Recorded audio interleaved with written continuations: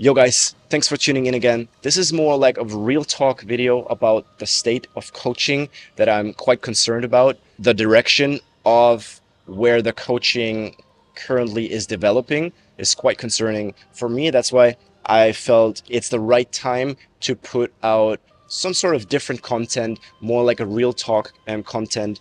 And especially if you're a strength coach or a mobility coach, then this might be more interesting, or is more interesting for sure, than if you're just someone who loves to train and loves to get and to know new exercises or ways to improve your performance or your mobility. Okay, so I'm very concerned about the current state of coaching because I see coaches suggesting random exercises to their clients, working with a very restricted exercise selection and not necessarily based on their client's current movement capacity and mobility levels, but more so because they're convinced that this or that exercise in general is good for most of the people.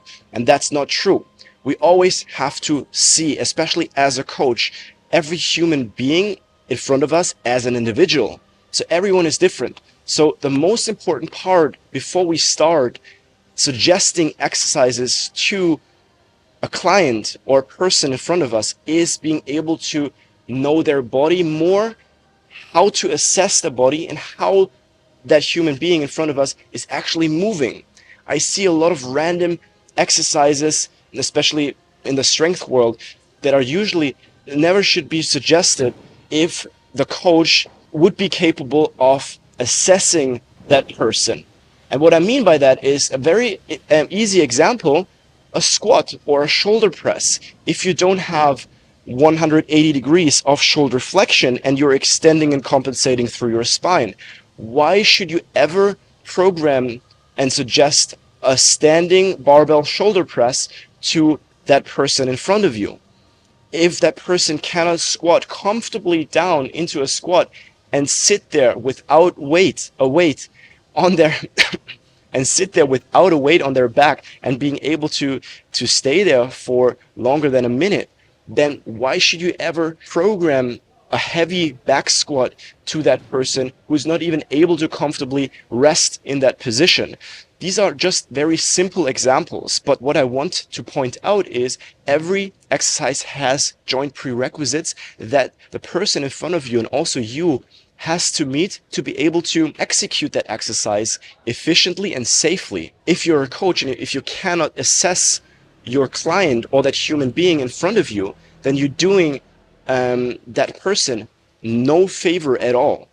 If you suggest or recommend, of course, very isolated machine-based exercises, which usually are quite safe, okay, then it's a different story. But if you're like really suggesting and programming compound lifts such as the deadlift or heavier lifts or barbell stuff, functional stuff with free weights, and you have no idea how the human in front of you is actually moving, and if that human has the joint prerequisites for that exercise, then you're basically just someone who is suggesting exercises, but this has nothing to do with actual good quality coaching and teaching someone how to move better and get stronger safely, progressively, without injuries and discomfort long term. Everything comes down and back to that one point that I just mentioned.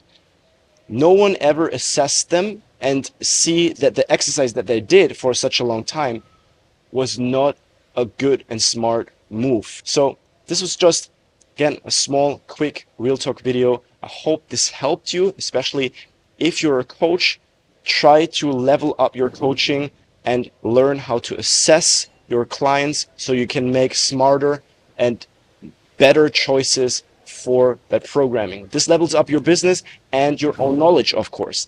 If you're on the other side, if you're an athlete, if you currently work with a personal trainer, then try to be more aware of and ask your coach why he selected certain exercises. Okay? Guys, that's it from my side today. If you enjoyed this video, leave me a like and reach out to me, and see you in the next one.